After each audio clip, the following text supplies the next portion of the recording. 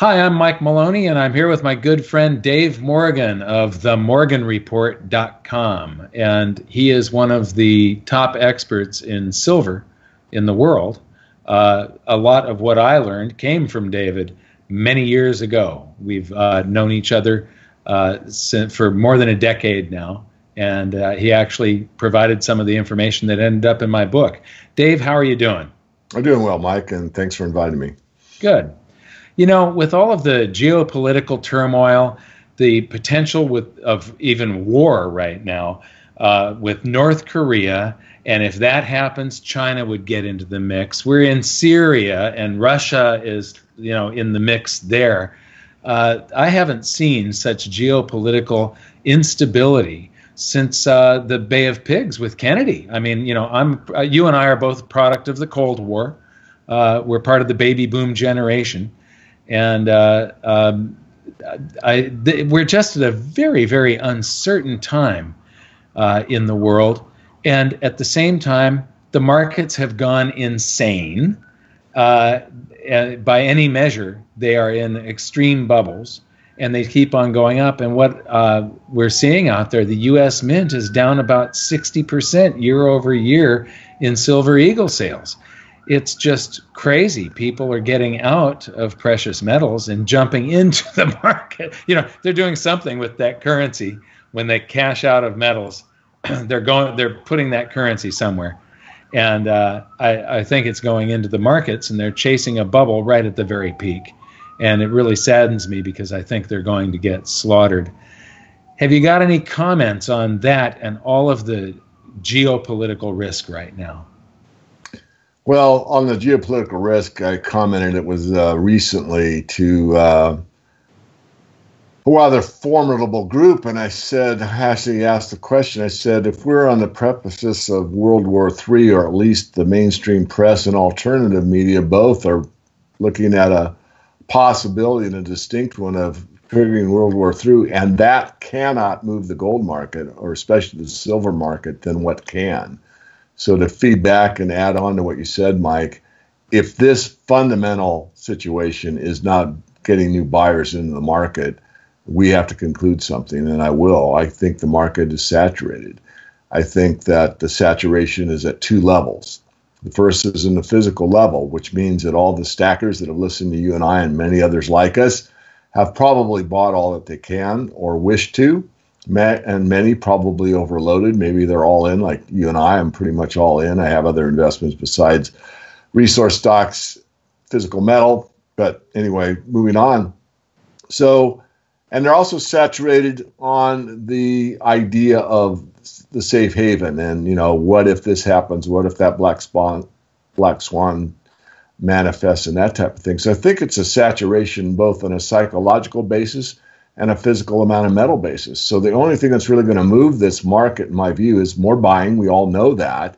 And I think primarily not from the stacker community, but primarily from the institutional side, because the institutions basically left the precious metals markets long ago after the 2011 peak in silver and the September peak in gold. They hung in there for a while, but unless you really are a contrarian, most of the precious metals, hedge funds, and private equity funds, family offices, pension funds et al. Have basically left the precious metals markets. Yeah, I have seen an uptick, though, in some very large investors wanting consultation. They are starting to feel pretty nervous right now.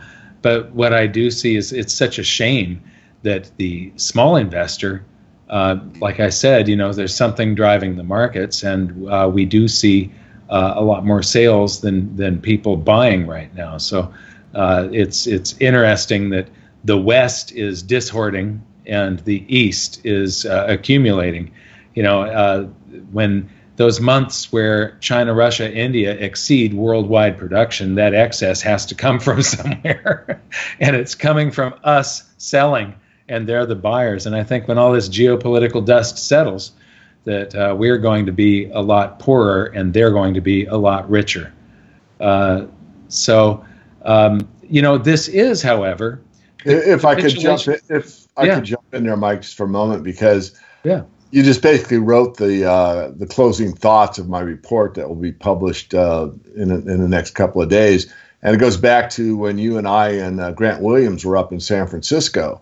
And Grant just did a piece after his Nobody Cares piece. I forget the name of it. I want to give him credit. But basically talks about what you just said. All the money in physical metal is moving in, the fiat the currency is moving into physical metal in Russia, China, and India. And I wrote about that and also gave Grant credit for this work that he's done. And when, I don't think it's an if, it's when the new reset takes place and you have the main productive capacity, which is primarily China, and you have the necessary energy required, which is primarily Russia, and you have gold to back it, and you start pricing gold in yuan, for example, and you start a futures market in yuan, this is Grant's work now, then you're really going to have a dynamic shift in people that left the market because they were burnt out. My catchphrase, I'm digressing a bit here, Mike, but the silver market and the gold market, especially silver, will wear you out or scare you out. Well, it's worn out just about everybody, either any way you want to look at it. But it hasn't worn out the Chinese, the Russians, the Indians, the BRICS, because they have a much longer term perspective and they are much more acquainted with monetary history than most in North America. Yeah, here we do have a mentality of we want to get rich today. We don't want to wait. And, this is the capitulation, though, that I was looking for. 2 years ago at the Silver Summit, when everybody was saying the bottom is in, I was saying I think it's still going to go down again. And this is what it requires for a really healthy third phase of this bull market to start. And it also will catapult gold and silver far, far higher, I believe, this capitulation that we're in right now.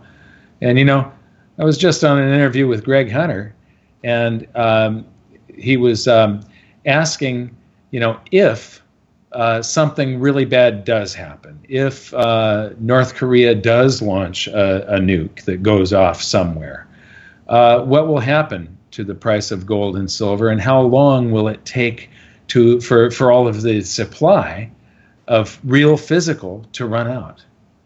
What's your take on that? Well, I'm going to sound cynical. First, the answer is I do not know.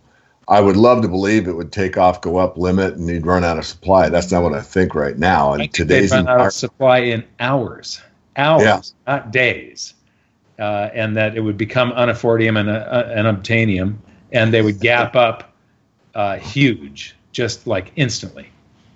I'm nodding my head. I don't know, but certainly there would be a rush. And the real problem lies, Mike, as we've talked about and written about for years, is there are a lot of wealthy people, institutions, et cetera, that hold a certificate from a well-established, well-trusted counterparty that really doesn't have what they promise. And they trust this entity because everything else has been trustworthy up until that day. They say, you know what, I'm sending you this certificate or this warehouse receipt. I actually want to store it in my own basement or my own workplace or my own safe or whatever. And sorry, Charlie, you're too late. We had to file bankruptcy.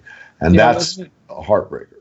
Wasn't it Morgan Stanley that lost a suit because they told people that they had physical silver in storage? They were charging them storage fees, and all they had was futures contracts. Precisely. Yeah, no silver.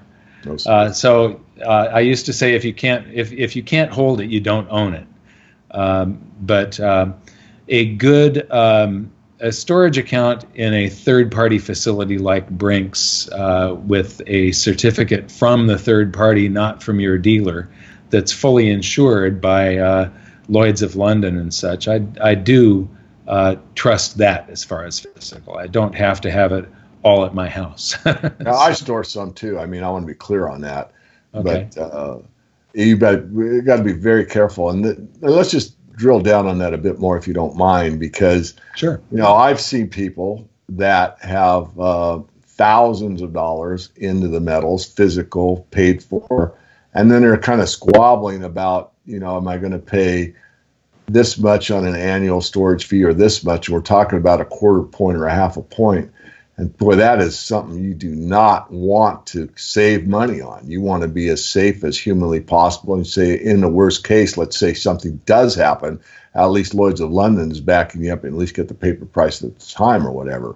So I just want to emphasize that. And I'm going to drill down even further. But, you know, there's often, when I wrote the 10 rules of silver investing, Mike, as you remember, and I think it's rule 4, but I remember the rules, you know, don't get a raw deal from your dealer. Getting the best price is not always the best deal, because sometimes, in my experience, and this has happened throughout my 40 years, that shopping price alone may get you a great price, but you may not get the product. And right. Of course, we saw that with Tulving. We've seen it with several, you know, Northwest Territorial Mint. I mean, on it goes. That price alone, and it's the same thing here when you're storing, you really want to, you know, the old adage, you get what you pay for, is usually true. Not always, but primarily it's a common sense thing. If you're getting too good a deal, then it probably is. Yeah. You have to allow for your dealer to be able to have all of the proper insurances and to run their business with all the checks and balances in place. I mean, somebody should shop. You don't want to go to a dealer that is way overpriced.